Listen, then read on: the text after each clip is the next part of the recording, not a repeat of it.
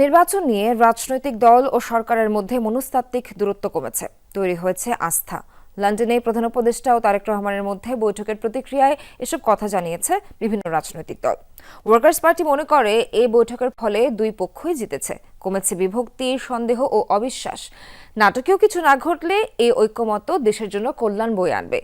দুই নেতার বৈঠককে ইতিবাচক হিসেবে আখ্যা দিয়ে গণসংহতি আন্দোলন বলছে, নির্বাচন নিয়ে স্পষ্ট তারিখ ঘোষণার পাশাপাশি সংস্কার ও বিচারের বিষয়ে আলোচনা ও অগ্রগতি জরুরি।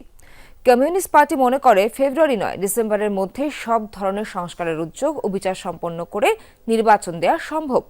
তা না হলে রাজনৈতিক অচলাবস্থা কাটবে না।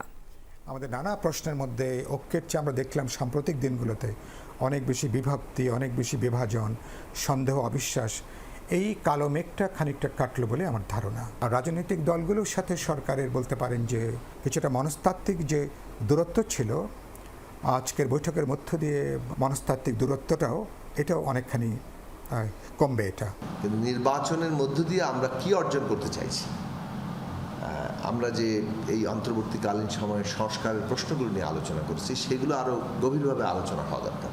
কারণ একটা রাষ্ট্রের পুনর্গঠন চলছে এবং পুনর্গঠনটা করতে হবে আমাদের। কোন কোন প্রশ্নে আমরা ঐকমত্যে আসছি, এইটা একটা দিক।